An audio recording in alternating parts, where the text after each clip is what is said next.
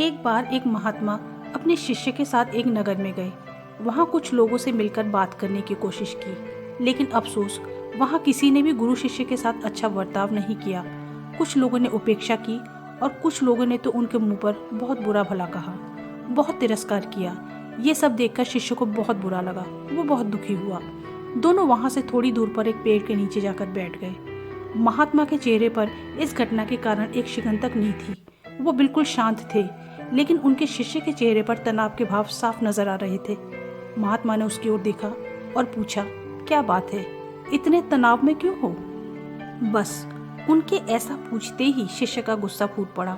वो बोला, आपने देखा नहीं गुरुदेव, थोड़ी देर पहले हमारे साथ कितना अभद्र व्यवहार किया उन लोगों ने। मुझे लगता है हमें ऐसी जगह पर एक पल भी नहीं रुकना चाहिए, यहाँ से तुरंत निकल जाना चाहिए।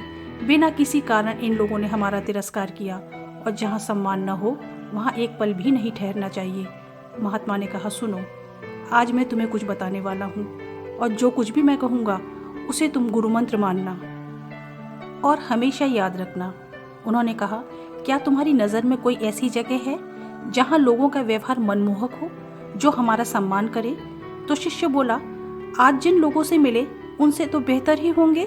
तब महात्मा बोले, किसी जगह को सिर्फ इस वजह से छोड़ देना गलत होगा कि वहाँ लोगों का व्यवहार बुरा है।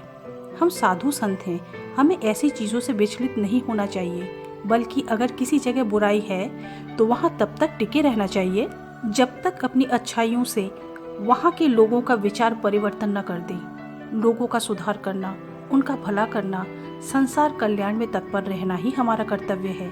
जब हमारा व्यवहार अच्छा होगा तो आखिर कब तक लोग हमारे साथ बुरा बर्ताव करेंगे? उन्हें बदलना ही होगा।